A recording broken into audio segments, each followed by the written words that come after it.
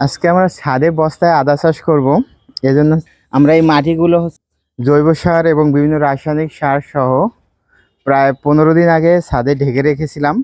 আজকে সেগুলো বস্তায় ভরতেছি। আমাদের বস্তা রেডি হয়ে গেল। দেখেন যে আমরা বস্তাটা এভাবে ভরে তারপরে নিচের দিকে ভাঁজ করে রেখেছি। এখন দেখেন এই আদাগুলো আমি আগেই শোধন করে রেখে দিয়েছিলাম। তা আপনারা দেখতে পাচ্ছেন অনেক সুন্দরভাবে কিন্তু অঙ্কুরিত হয়েছে।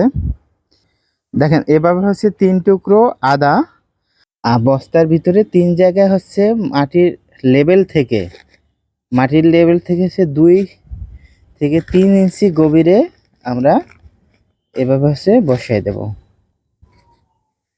দেখেন বসাই দিয়ে আমরা হালকা এটা পানি দিয়ে দেব।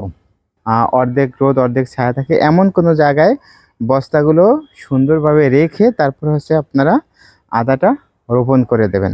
এরপরে আপনারা নিচ থেকে এই দিক থেকে 3টা ছিদ্র আর এই পিছ থেকে 3টা ছিদ্র যে কোনো কিছু দিয়ে ছিদ্র করে দেবেন, যাতে অতিরিক্ত বৃষ্টির পানি বা সেচ দিলে যে পানিটা থাকে সেটা যাতে বের হয়ে যায়।